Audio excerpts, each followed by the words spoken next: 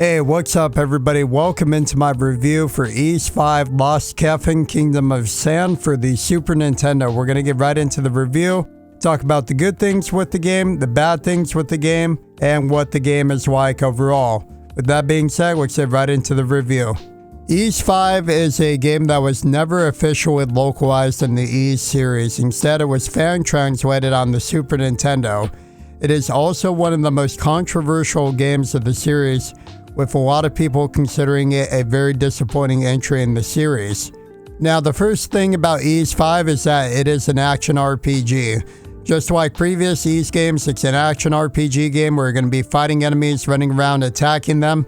And like previous games of the series, you level up after you defeat enough enemies and get enough EXP and get stronger.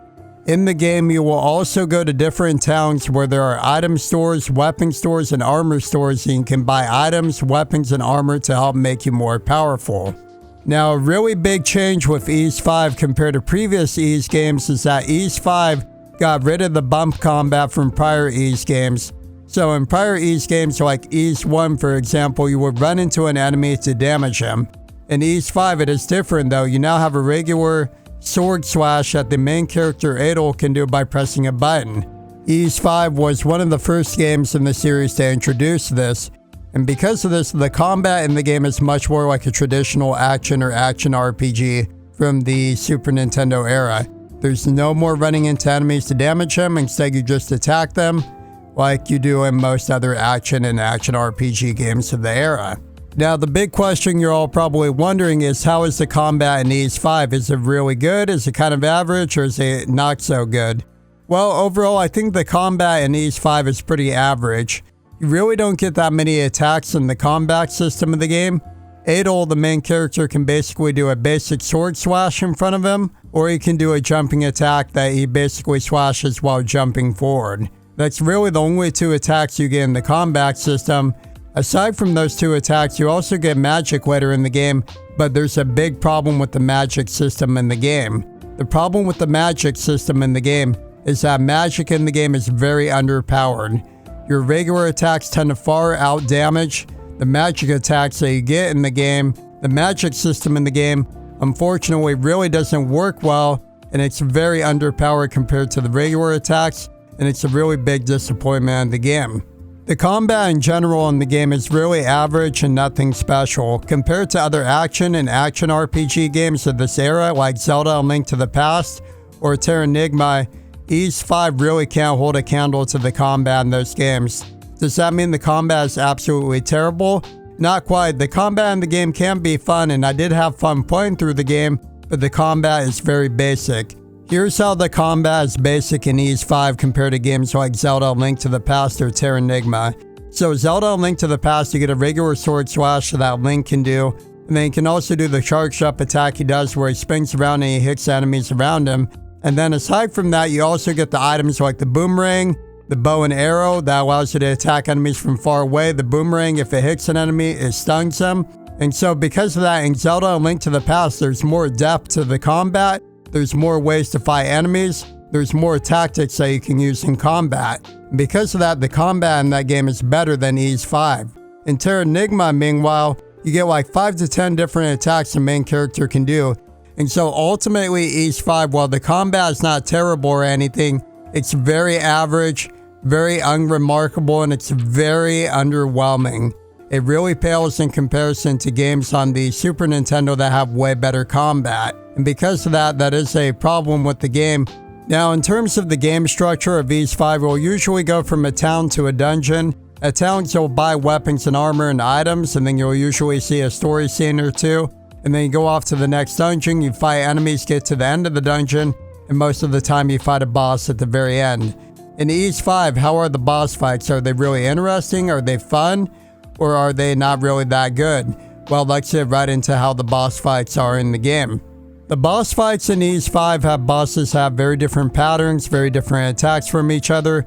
There's one boss fight in the game where you fight a fire dragon and the boss goes into like a lava pit, and then it pops out of another lava pit, and you gotta kind of figure out which one it's gonna go out of and then try to hit it. But overall, a really big problem with the boss fights in the game is that the bosses are just way too easy and the game difficulty is way too easy.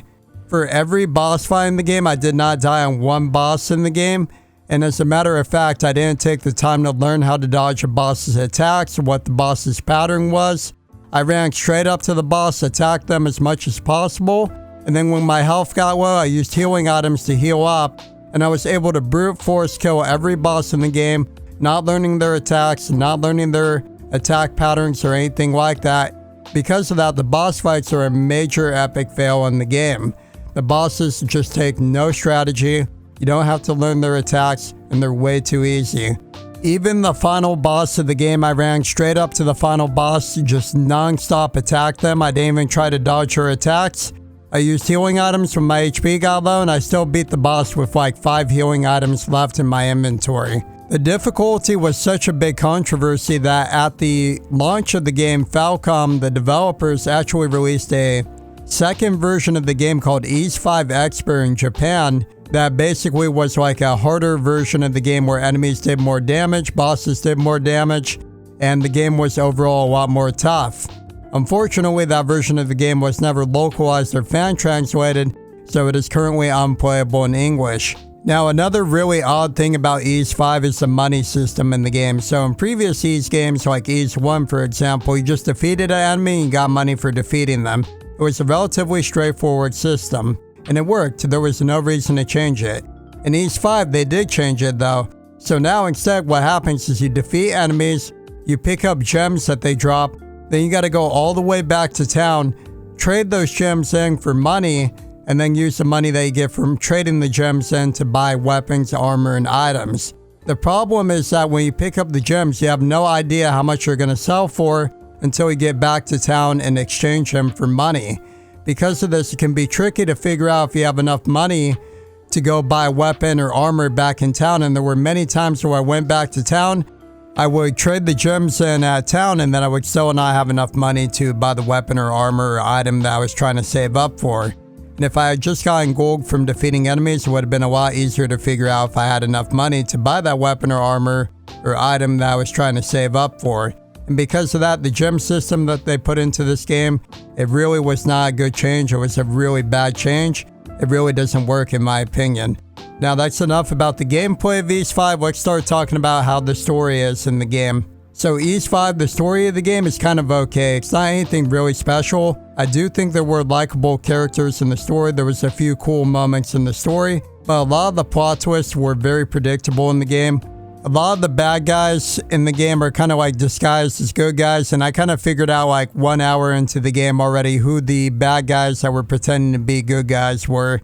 Like I already figured out, okay, this character's gonna probably betray me later on. They're probably evil. The plot twists were just very predictable, and the writing was nothing too exceptional. There was a few good characters in the game, a few really likable ones, but overall the story was really nothing that great, and it was kind of just okay overall. The story is really not going to be anything that really impresses you in this game. As far as the music goes, the music in the game is pretty good. There were a few really good songs in the game that I would probably listen to outside the game, and most of the music, even the weaker songs in the game, were still pretty good.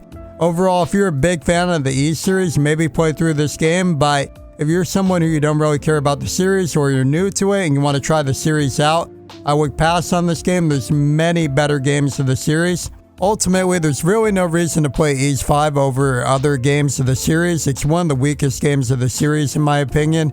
I say that as someone who's a very big fan of the Ease series. I enjoy a lot of the games of the series, and it was really disappointing for me to play through this game and be so disappointed with it.